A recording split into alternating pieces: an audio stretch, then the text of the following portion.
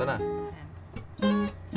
Narinig ko na yan at ako'y nasaktan, pero bakit naman dapat na tigilan? Hindi mo ko gusto, di raw bagay sa'yo, pero paano kung ang isip mo'y magbago? Sabayan mo naman ako.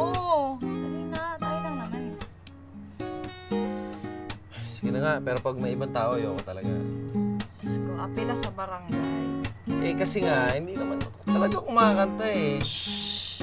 Kung narating nga ng tao ang buwan, 5:40 na sa mga silihan, masisisi ba kung aking maisipan? Malay mo, dumating ang panahong